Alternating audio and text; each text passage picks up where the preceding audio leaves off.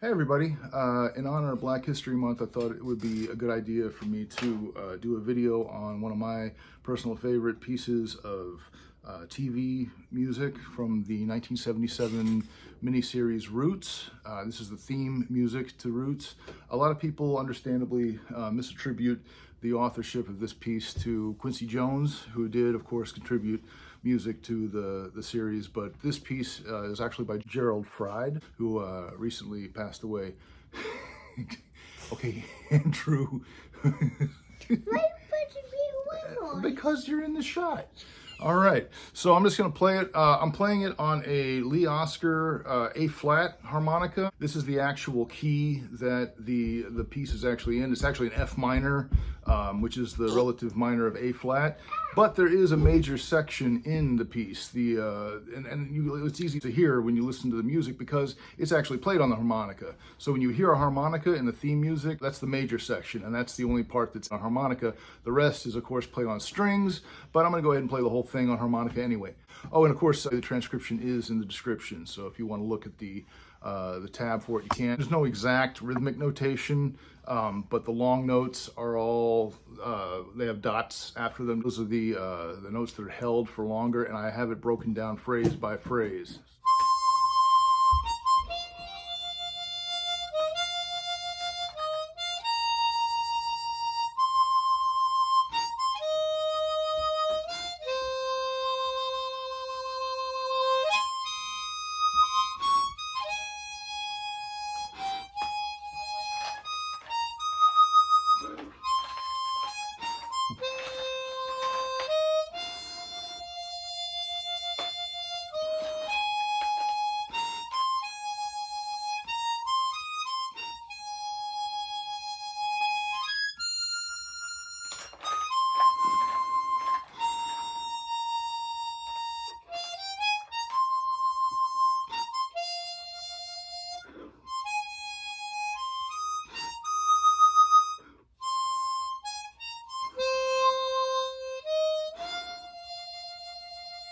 All right, so, a few little mistakes here and there. Like I said, all the phrases are down at the bottom, and the long notes you can see, where they're held. Hopefully that'll give you a clue. And of course, I did mark the major section. So if you just want to learn that part, that's fine. And you probably don't have an A-flat harmonica. It's not a very common key, but just to give you an idea, most people have a C harmonica. So here's what it sounds like on a C harmonica.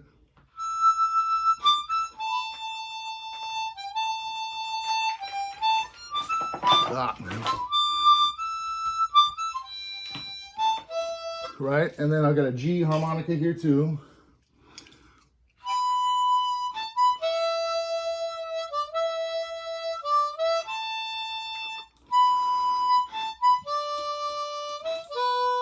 So you can hear it's the same tune, it's just there's a different do. That's just the nature of diatonic harmonicas. So one thing I gotta point out is that the first phrase after the major section, it's not written exactly as it sounds on the recording because there's some chromaticism in the recording. And of course, these are diatonic harmonicas. We can't play chromatic notes. So I believe it's something like,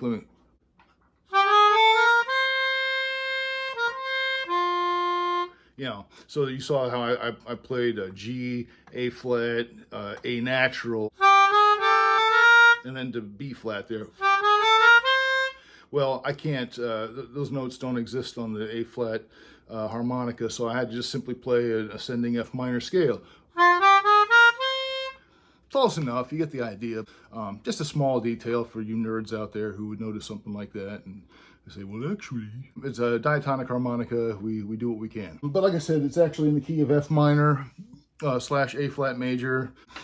And if you haven't ever watched the miniseries Roots, the 1977 series is my favorite. If you see the remake too, it's very, very, very good. But if you haven't seen it, I would highly recommend watching it, especially if, like myself, you are melanin deficient.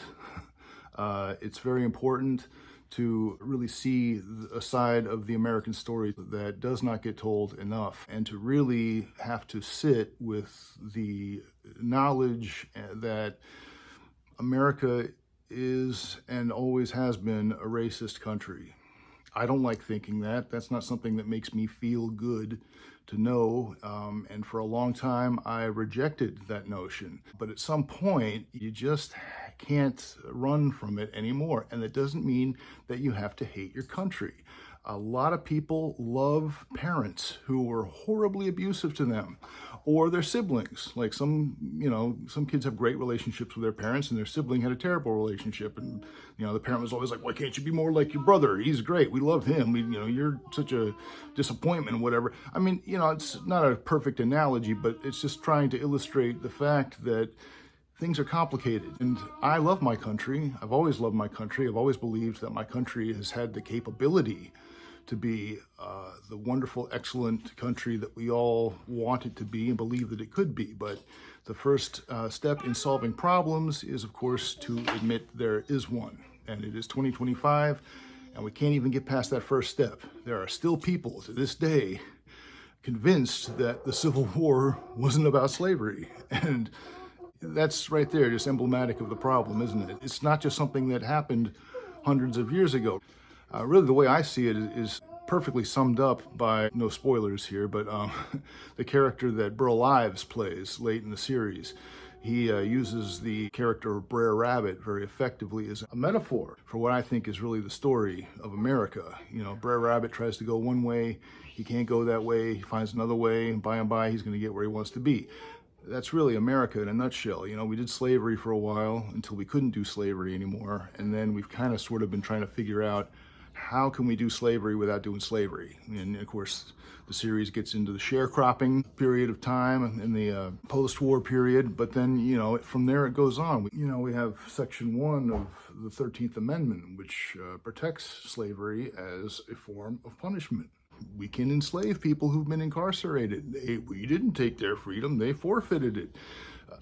That's a problem, especially when you look at our justice system and how incredibly skewed it is, and there's just no arguing against it. It's true. And if you want to honor this month and what it's all about, and like I said before, if you're melanin deficient like me, I think really the great place to start is to just simply sit with the uncomfortable knowledge of what this country is and always has been, and then of course try to think about what you can do to change that. Nobody's perfect. I'm not perfect. I'm not trying to virtue signal. I mean, I can feel some people watching this might be just getting angrier and angrier by the second. And hey, you don't have to listen to me. You can just go about your day. If you want to leave a comment calling me a woke SJW, soy boy, beta male cuck, or some other extremely original epithet that I've never heard before, go right ahead. I'm sure you'll feel better immediately. All the anger and bitterness inside of you will just evaporate. You will, of course, totally have owned me. And whatever unassailable arguments you may think that you're leaving in the comments, of course, will be completely irrefutable. There will be nowhere on the internet that you could easily find counter arguments that would cite evidence that would be contrary to your own lived experience, which I'm sure is going to be a big crux of your argument. Well, I mean, I never experienced white privilege, and of course my doors of perception are perfectly cleansed, and if I don't perceive myself of having ever experienced white privilege, then it must not be real, and blah blah. Yeah, whatever. And I mean, there's so much more that can be said. Of course, I'm not going to get to even a fraction of it in a short video like this, but as some people like to say, do your own research. The information's out there if you're really interested in it. It's easy to find authors and books and YouTube videos and whatever else that will help you to understand better what the problems are, how we got here, and how we could hopefully get out of here at some point and live in the kind of country we really all have always wanted to live in. But anyway, for those of you who were listening, thank you. And thank you for watching the video, and keep playing harmonica.